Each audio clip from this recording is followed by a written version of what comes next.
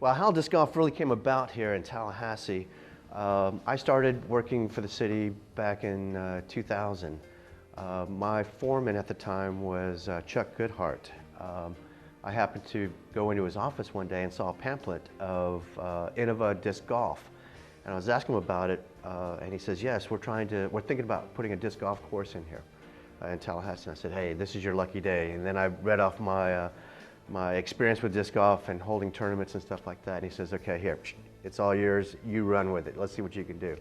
So I held 2 clinics at Tom Brown Park to try to get some interest or see what kind of interest we had in Tallahassee for disc golf. And we had really good turnouts.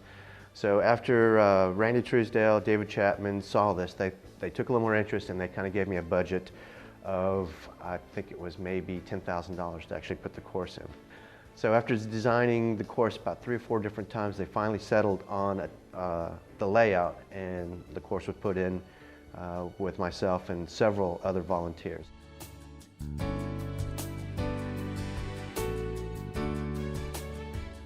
It's quite easy. It's played exactly like regular ball golf.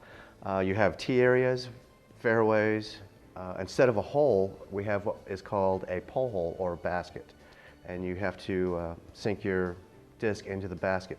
The chains that you see on these baskets are there to break the speed of the disc and drop it in the basket. So you can take as many strokes as you want, but the goal is the least amount of strokes wins the hole. Disc golf is set up like regular golf, where you have the right equipment, where it's basically based on having a driver, and it's all based on grams on how heavy the discs are. Depending on how heavy it is, distinguishes whether it's a driver, a putter, a mid-range. Just like a regular golf, you want to have the correct irons to tee off on or to hit the ball with. So the same thing with disc golf. You approach it just like a golf game, and knowing if it's a par 3, what the distance of the holes are, and if you're going to be shooting, you don't want to overshoot the basket, you don't want to underthrow it as well. For accuracy, you'd hold it with one finger out. For power, you'd put all your fingers in, and then that just gives you extra snap on it.